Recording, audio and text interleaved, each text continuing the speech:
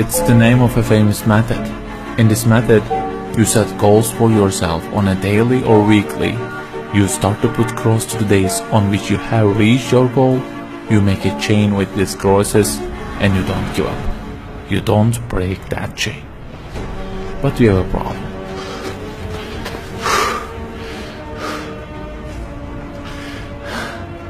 Personal development specialists say that we should have goals. You know, they say like, don't sleep more than 6 hours, learn a language, finish a book every week, don't stop, always run, don't give up on your dream, don't break the chain. Okay, I don't object to them. I also have a table and put crosses on it every day and go after many goals, no problem. But you know what? They don't talk about the most important part of it.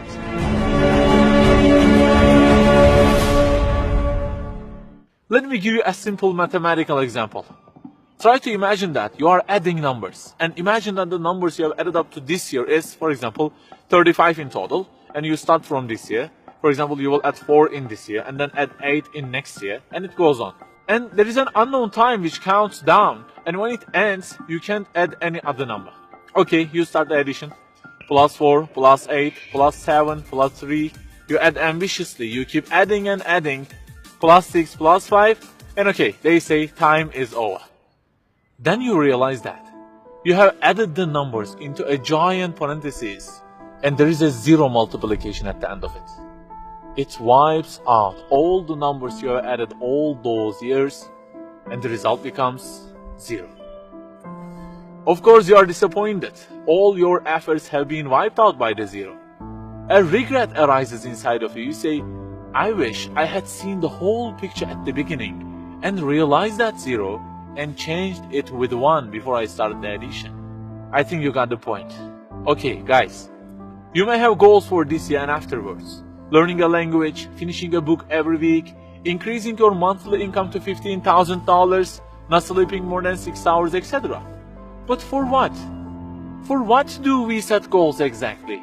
Why don't we break the chain? If it is just for a more comfortable or a more respectable life, remember that all this will already be 0 with death. The death will wipe out all of them. The person who knows English will be equal with the one who doesn't know. The one who earns more will be equal with the one who earns less. The one who can reach his goals will be equal with the one who can't. So, if at the end of it, the death will 0 everything, so what is the meaning of adding more numbers with an ambition? It just increases the degree of the disappointment that you will feel.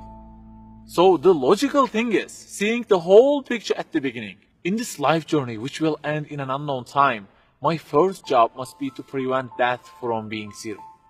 Well, can I really prevent death from being 0? I mean, since everything will leave my hands and will be lost, is there any other way that would transform them into something eternal? I mean, isn't there any kind of stamp for eternity that would impress all of the things that I possess and say, look, there is a seal on them and you can't wipe them out, okay? They will remain forever. The only one to say such a thing is the owner of the everything. And he says, Kullu şeyin halik. Everything, the languages you learn, the money you earn, the books you read, everything will be perished, illa wajhah, except their way towards Him. So the Creator of our life says, if your intention is towards Allah, if the thing you do is for His acceptance, it won't disappear, it will be transformed into eternity in paradise. So learning a language, finishing a book every week, being rich, everything, if they are towards Him and for His sake, eternity stamp being pressed on them.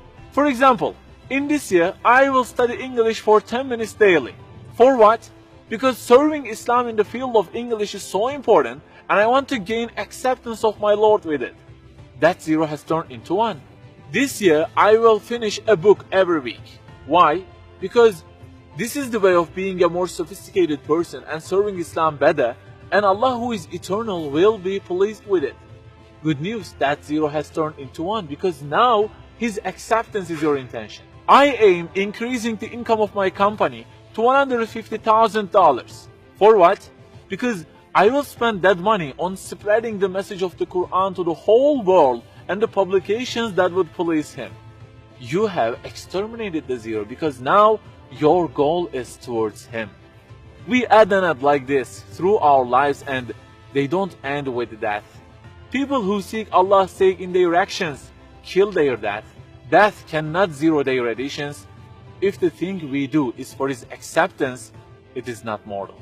You may say, I don't really love him that much, and maybe I don't really believe in him that much either. So how can I do everything for his sake?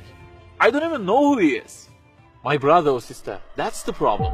You don't even know who he is. And actually it is our first job in this life. Recognizing him, that's the first step. The more you recognize him, the more you love him. And the more you love him, the more you seek his sake in your actions. So learn about him. Who made you? What does he want? Why does he give you such a billion things in each day? Read, find out. Turning to zero into one is a lifelong process. Start at the point that you are missing and try to fix it.